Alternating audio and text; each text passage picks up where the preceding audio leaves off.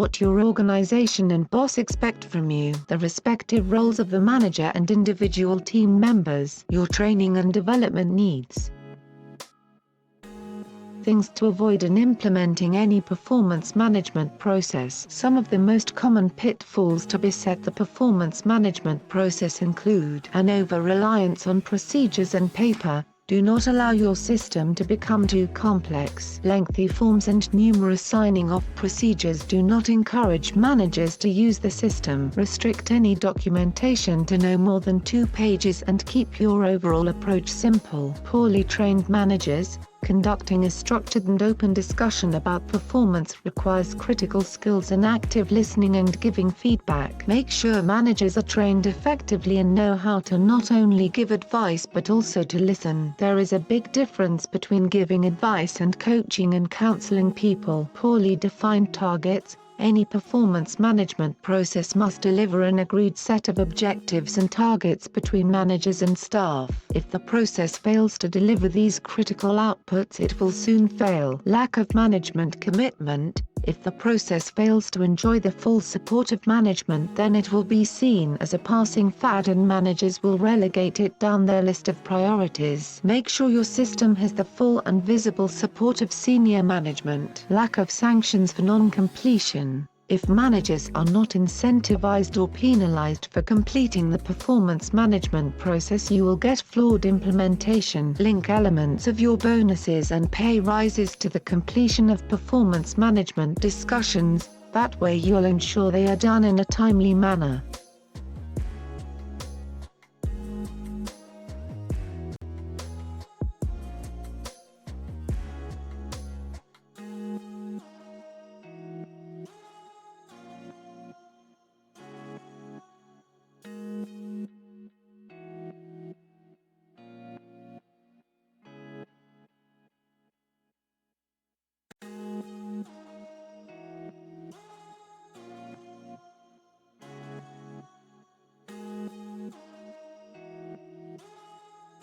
Agreeing the purpose of the role. What are key results areas, KRAs? There are generally 4 types of KRA. Operational KRAs. These consist of your essential core performance indicators, the critical business measures that must be delivered. Projects. These are specific one-off pieces of work that have been allocated to your role. Personal development. These are targets that might be set as part of your ongoing self-development. For example, professional development. People development. These are targets set around the development of any staff you might have.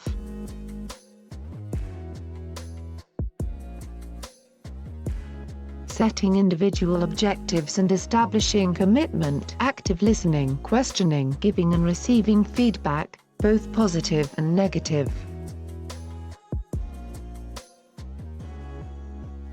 How competent is the individual to carry out the task? How committed and motivated is the individual to carry out the task?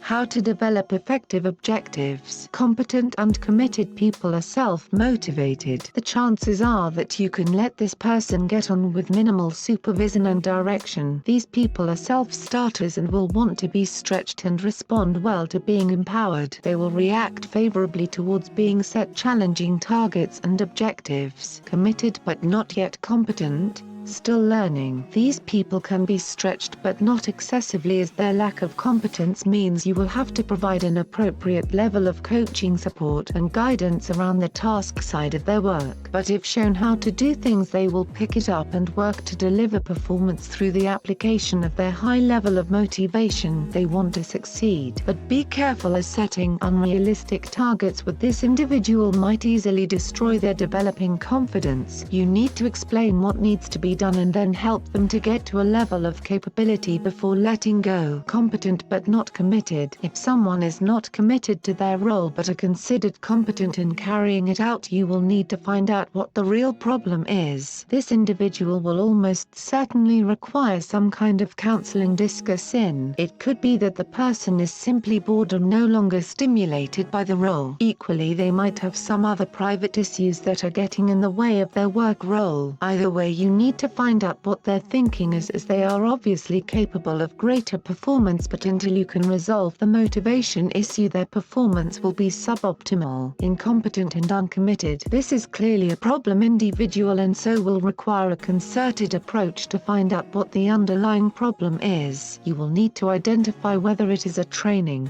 personal or competence issue, or possibly a complex combination of all three. This type of individual can absorb a lot of management time and so requires swift and decisive management attention. You cannot afford to waste too much time with this level of capability, so prompt action is vital. Monitoring performance. In order for people to understand how they are performing, managers also have to provide timely feedback on performance. Any feedback provided should be based on the agreed objectives and performance standards. Only by regularly monitoring individual performance can we measure real effectiveness. This practice also provides a framework for the discussion of individual strengths and weaknesses in relation to performance. Through the use of regular reviews, we can motivate staff to consistently increase performance and encourage them to monitor their own performance. Management warning: whilst performance might improve as a result of aggressive behavior such as threats and intimidation, any improvement is only ever likely to be short-lived. Bullying managers who impose unrealistic objectives will invariably come up losers, even if it takes a rather long time for any backlash to occur. At the same time, in today's litigation-minded culture, the era of the bullying manager is coming to an end as corporate leaders recognize the legal implications of allowing staff to be bullied by unscrupulous managers.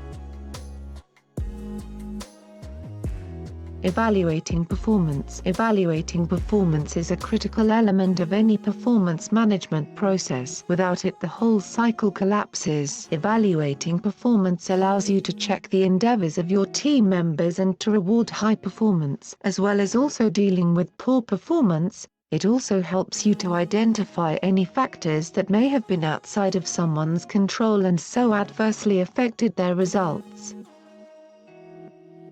Before using any influencing style, we firstly need to be very clear on the outcomes we want to achieve. We then need to analyze the exact situation we are facing and then seek to recognize the other person's perspective. A little advanced planning and thought before we jump into situations can pay real dividends in helping us develop appropriate responses. Perhaps the most important thing to do when trying to influence others is to listen to what the other person is saying and seek to really understand their position and needs. Too often we allow our own needs to dominate and so lose sight of other strategies that might be employed in trying to move people to another position.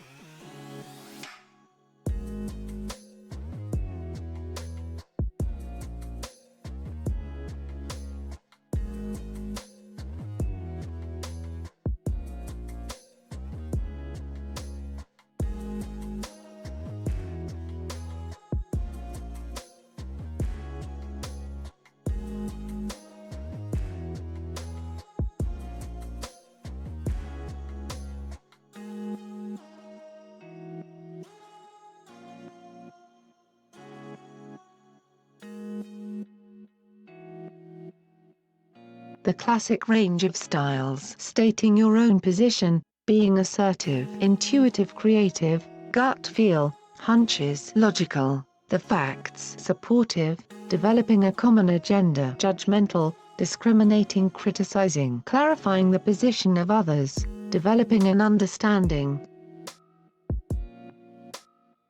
Stating your own position, being assertive.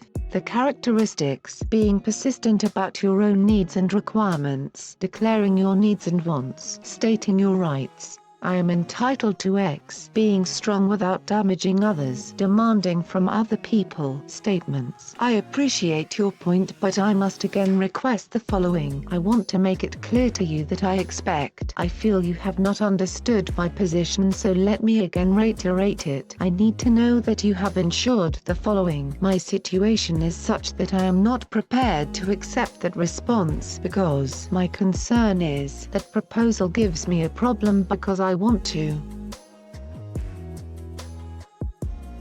Intuitive creative. The characteristics: proposing new ideas, raising alternative approaches, brainstorming radical methods, challenging others' methods, thinking and assumptions. Statements: I suggest we tackle this from a different angle. How about looking at the situation from another perspective? Here's a new idea. What would happen if we did? Shouldn't we really be focusing on? I really feel that we should be looking at some more radical alternatives. What if? Aren't we missing the point here? Surely we need to focus on X, not Y.